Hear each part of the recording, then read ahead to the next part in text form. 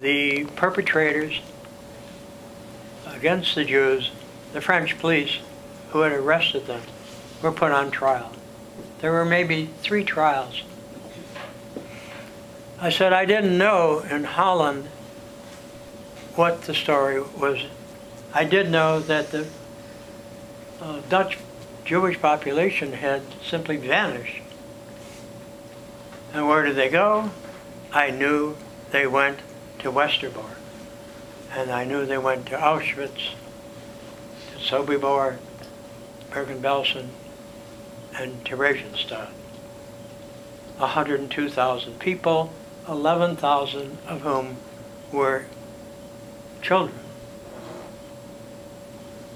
So I said that someday someone should write a book and look into the question of what was the role of the Dutch police force and their civil authority in the arrest and killing of their Jewish population. And now I've written that book. And so I want to amend my remarks only in one respect. And that is, there's no question in my mind that the Dutch police, like the French police, carried out these arrests. In Holland, Jews were prohibited from owning a car, from riding a tram, from owning a bicycle. They were only allowed to walk in certain areas. And this is from Westerbork. This pamphlet says "Voor Juden verboten." And if you, Dylan, would you give this so it's pass around, and you'll see a little. It gives a little bit of an insight into what Westerbork looked like.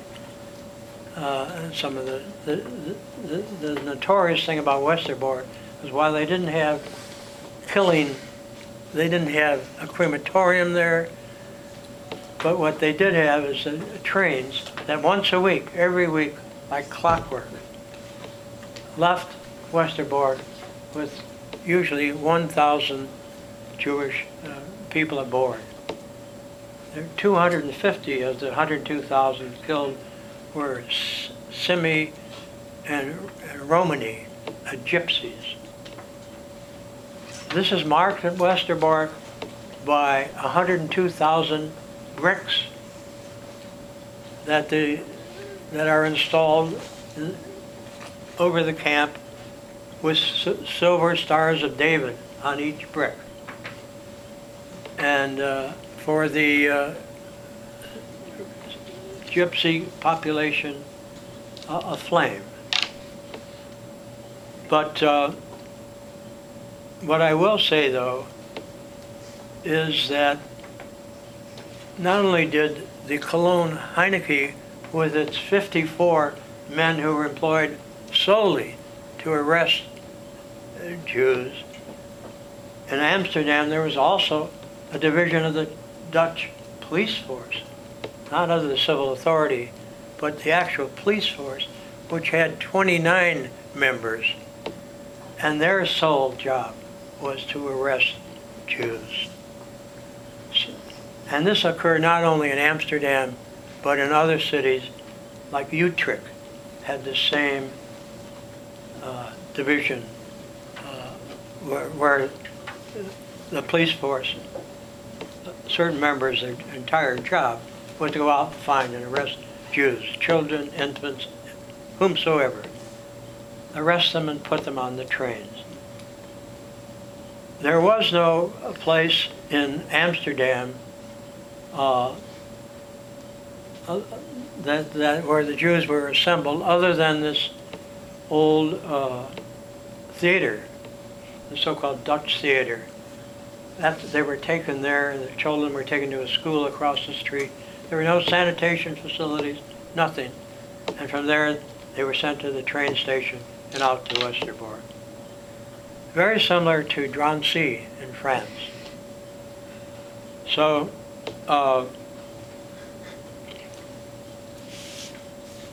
in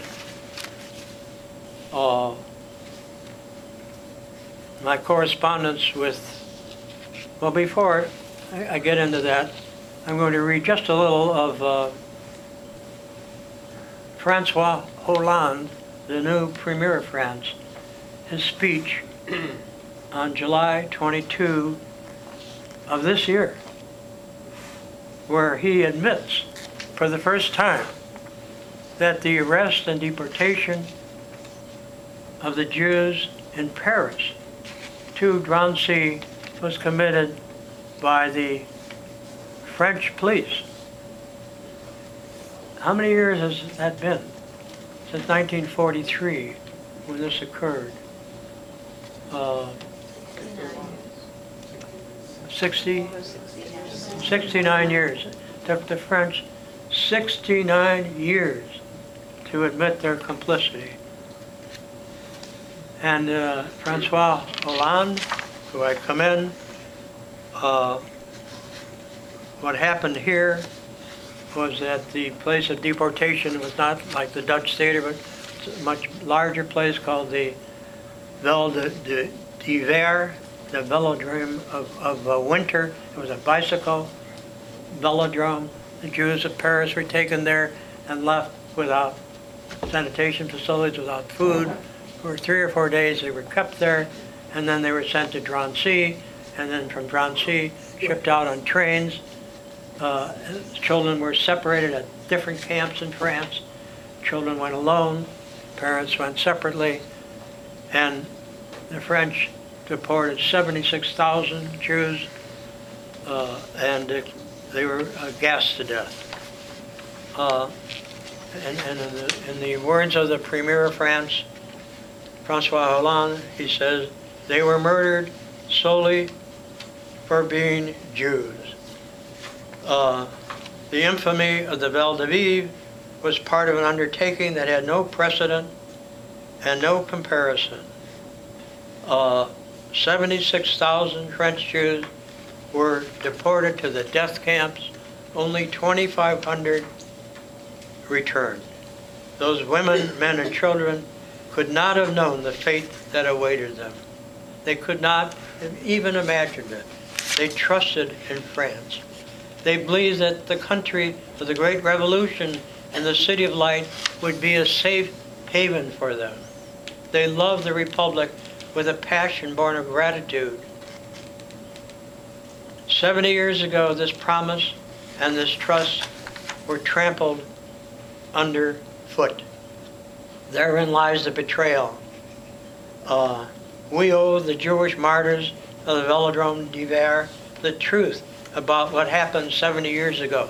The truth is that French police, on the basis of the list they themselves had drawn, undertook to arrest the thousands of innocent people trapped on July 16, 1942, and that the French gendarmerie escorted them to the internment camps. The truth is that no German soldiers, not a single one, were mobilized at any stage of the operation. The truth is that this crime was committed in France by France. So there's President Hollande in July of this year, for the first time acknowledging what really, really happened in Paris. And Drancy now is going to be turned into a memorial museum. There is a Holocaust museum in France, in Paris, and it's fairly new, and we have been there. But there is no Holocaust museum in Holland, and there never has been any acknowledgement by the Dutch. And if the ambassador who lives in Winnetka were here tonight, I would say that to her face. From what I saw, the Americans, well, I won't be critical of them, but I do hope that they will join me in attempting to get the Dutch government to do what the French have done and admit what really happened there. And that's the reason I wrote this book. They say the pen is mightier than the sword. No matter what they do, this book and others like it will live on, and gradually it'll become part of the universal scholarship of the world.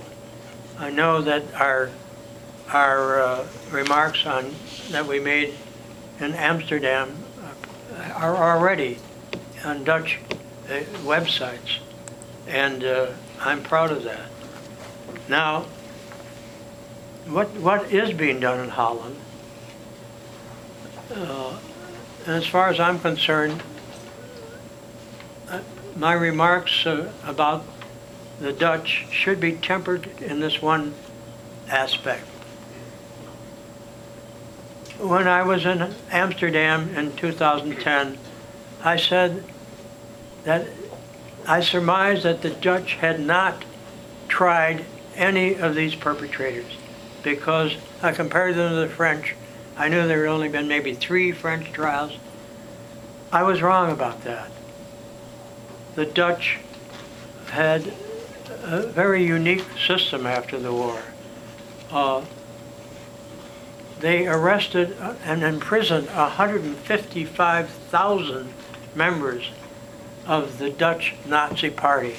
And that shows you how pervasive Nazism was in Holland. They did imprison those people. They sentenced 16 defendants to death, and only 2 of them were killed, I believe. The rest ultimately received clemency from the Queen. They set up a series of civilian courts where the courts were run by civilian judges with an attorney only supervising. It was very, very successful.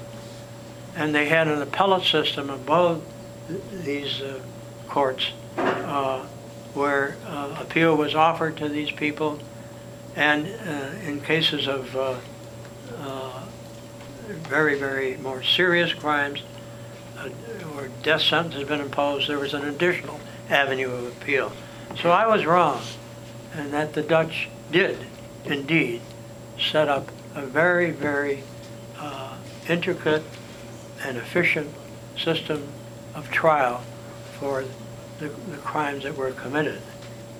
The commandant of Westerbork, though, Conrad Gemmeker, he was sentenced only to 6 years.